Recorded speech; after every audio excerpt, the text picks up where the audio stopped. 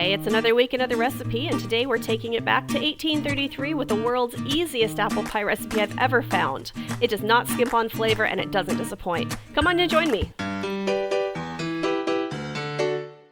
Hey everyone, welcome back to my kitchen. My name's Courtney Morris and I cook history's forgotten recipes out of random cookbooks I find, and today we are going to make an apple pie, frugal, early American style.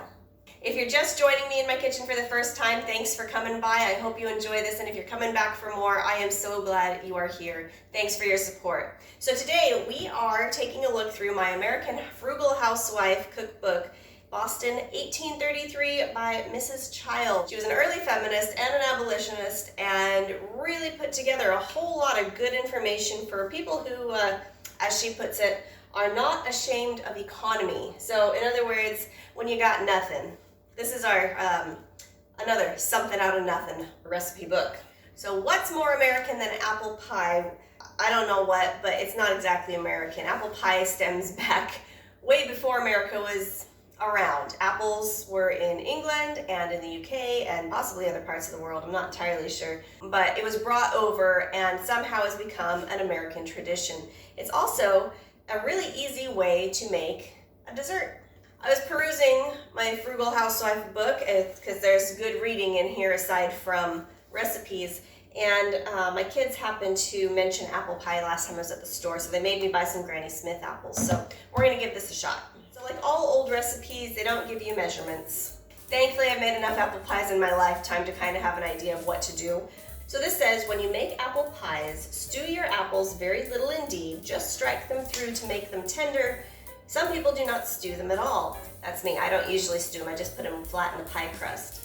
She thinks that they retain more of the spirit of the apple, but she does not think the seasonings mix in well. I disagree.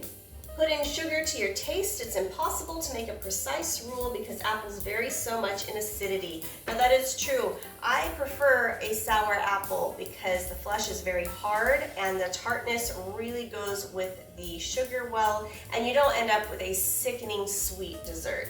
Any firm fleshed apple will do. Okay, she didn't say anything about taking the skin off. I don't usually tend to. I like the skin, and honestly, when it's in a pie, it just kind of cooks down enough to where it's not any big deal. I used 6 Granny Smith apples here because I know that's what fits in my pie dish. You can use more if you've got a bigger pie dish, or less if you've got smaller. So now I'm going to cover this real quick and then make my pie crust in just a minute. One of these days I need to get a pastry cutter, but for now, your hands work just fine. Now her recipe doesn't say anything about putting a top crust on, or actually it doesn't say anything about a pie crust at all, really. But I think it's common knowledge that if it's not a specifically named Dutch apple pie, it's gonna have a top and a bottom crust. And she did have a pie crust recipe in her book, but it's pretty close to mine. So. Also, one of the best parts about having a top pie crust is the bottom pie crust doesn't have to look perfect. It can be a little misshapen or have some holes you have to patch up here and there. Okay, so I'm using my deep dish pie dish for this, and I've got enough apples for it. Now, she doesn't actually say much about the interior of it. She basically says either stew it or don't, and put in sugar to your taste. A very little salt and a small piece of butter in each pie makes them richer. Cloves and cinnamon are both suitable spices. Lemon brandy and rose water are both excellent, both of which I don't have. She calls for a wine glass full of it for 3 to 4 pies. I don't have that, so I'm not going to do it. If your apples lack spirit, grate in a whole lemon, and I'm pretty sure that my apples have enough spirit in them. Spirit meaning, I think, acidity or that tartness. So I'm just going to put in my cinnamon and cloves, just like she said, and then I'm just going to put butter on the top like I normally would. She didn't say how much butter. I tend to use a couple tablespoons at least. And again, there are no directions here. She doesn't say to mix the cinnamon and spices together first or put it over the top, but we're just gonna mix it around to make sure it gets coated. I don't have full cloves, but I do have some ground ones. I know you don't need a lot of those. I put in about 3/4 cup of sugar, so hopefully that's enough. I tend to like my pies a little more tart. All right, and she said a little butter. I'm just gonna do 2 tablespoons. All right, I'm gonna wash my hands and get that top pie crust ready.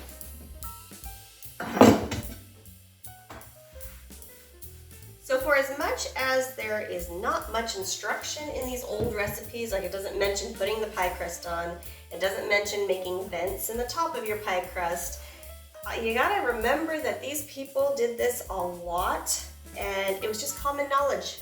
It was just common knowledge that that's just what you do. You knew exactly how they were supposed to look, what was supposed to happen, and so when you wrote it down, most people knew what you were talking about. And it doesn't say an egg wash, doesn't say anything fancy. I honestly should probably look at the history of pastry making and pies, because I do know in like some of the big houses, they were really ornate and really fancy. But like in a cookbook for the American frugal housewife who are not ashamed of economy, meaning the dirt poor, I mean, there's a lot of passages in here about what you do when you are destitute and dirt poor and how to save a penny there, or in their case, like 1/8 of a penny. I don't know if they would have spent the time making things as ornate. Okay, so I cut some vents in there, got the top on it, I've got some extra. I think I'm gonna make a little bit of decoration. I'm not very good at this, but I'm gonna try. All right, I just mixed up an egg and some milk, and we're just gonna egg wash this on. Don't know if that would have happened back then, but I'm gonna pretend that I am a fancy person who has absolutely no money. So as to be expected, it did not say anything about what temperature to cook this at, so I'm gonna put it in at 350 and just keep checking on it until it looks done. All right, it is done and nice and cooled off. It's still a little warm, but not hot. I managed to wait because I know that apple pies do have to set up if it's gonna be nice and gooey. So I'm excited. I am gonna be so mad if this does not turn out, because you cannot screw up an apple pie. I'm pretty sure of it. The apples are nice and tender. Oh, that's kind of a big piece, but you know what? That's okay.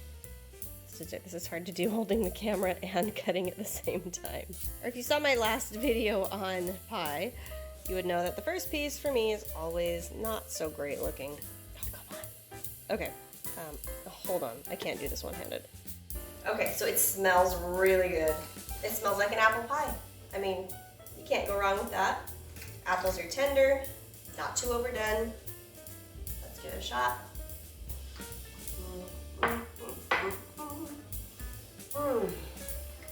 That's so good. That makes me so happy. But then again, good food makes me happy. This just goes to show that this is why apple pies are considered a classic dessert, because they never go out of style. They are so old. Like, this recipe is so simple and so close to our modern day ones. Like, you don't really need a lot of tweaking unless you're adding like caramel or really making it really over the top fancy. The basic apple pie recipe has not changed in hundreds of years. Why would you need to? Why would you need it to change? It's so good. And honestly, I kind of like my little hearts. Although the 5-year-old in me wants to pick them all off and just eat those because they're fun. I think I could have picked any year's recipe, 1883, 1776, 2004, maybe not 1940s. Wartime rationing may have had an effect on this. Maybe I'll have to try an apple pie from the 40s just to make sure, but I feel like with rationing it may have been just a little off. All I know is, if you screw up an apple pie, you got problems and you should stay out of the kitchen. If you have made it this far, thank you so much for joining me. I hope you enjoyed this. I hope you are inspired to make some pies after this month. I really wasn't going into February expecting to make 4 pies, but I'm glad I did. I'm glad that most of them turned out, and I'm glad that some of them didn't, because now I know what not to do. Anyways, if you enjoyed this video, hit the little like button. It helps my video be found on YouTube. Just hit the subscribe button and hit the little bell notification to let you know when I upload, which is every Monday, with a new historical recipe for you. Drop me a comment, let me know you're here, send me a recipe, send me ideas. I would love to hear from you. I hope you enjoyed this, and I will see you next Monday. Bye!